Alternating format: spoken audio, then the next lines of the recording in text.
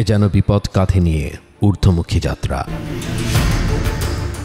দেখে মনে হচ্ছে কেউ হয়তো ভিন্ন পথে বর্ডার পাড়ি দেওয়ার চেষ্টা করছে, কিন্তু ঘটনা ভিন্ন। শুনলে অবাক হবেন, এটি আসলে কুরআন নাজিল হওয়া সেই হেরা গুহার পথ। কাঁধে বোঝা নিয়ে উপরে উঠে যাচ্ছে কিছু বিদেশি নাগরিক। শুধু বিদেশি নয়, বাংলাদেশের একটি পরিবারও এই বিপদের পথেই উপরে উঠে আসছে, যা ধরা পড়েছে বাংলাদেশের খবরের ক্যামেরায়। আলহামদুলিল্লাহ, আলহামদুলিল্লাহ। এখন প্রশ্ন হচ্ছে, জাবালে নূরে ওঠা কি এতটাই বিপজ্জনক? তবে কি যারা এই পর্বত জিয়ারায় আসেন তাদের কি জীবনের মায়া ত্যাগ করে উপরে উঠতে হয়?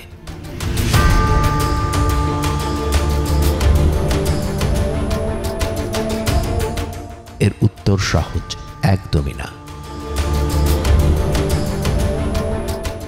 জাবালে নূরে যাওয়ার জন্য পথ খুবই আরামদায়ক। উপরে উঠতে পথ হাঁটার ক্লান্তি থাকতে পারে, কিন্তু জীবনের ঝুঁকি একেবারেই নেই। এমনকি উপরে ওঠার সময় আপনার মনেই হবে না আপনি 2080 ফিট উপরে উঠছেন।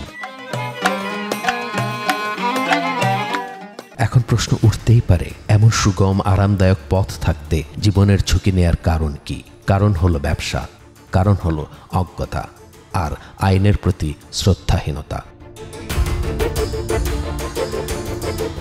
এতক্ষণ যে ঝুঁকিময় পথটি দেখলেন, সৌদি সরকার অনেক আগেই সেটি পরিত্যক্ত ঘোষণা করেছেন। তার বিপরীতে তৈরি করে দিয়েছেন এই সুন্দর রাস্তা। যেহেতু পাহাড়ের উপর পণ্য বিক্রি করায় সরকারি নিষেধাজ্ঞা রয়েছে, তাই হকাররা এই পথ বেছে নিয়েছে। আবার অনেকের কাছে নতুন পথের তুলনায় পুরনো পথে একটু দ্রুত উপরে ওঠা যায় বলে আমাদের দেশের মানুষরাও এই বিপদের পথেই পা বাড়ায়। তবে অনেকেই বলেন, কিছুদিন আগেও এই পথে দর্শনার্থীরা উপরে উঠতেন। তাদের মতে নতুন পথে বসানো হয়েছে বিনোদন ও বিপণনের নানান আধুনিক পসরা, সেগুলোকে চলমান রাখতেই আগের পথটি বন্ধ করা হয়েছে।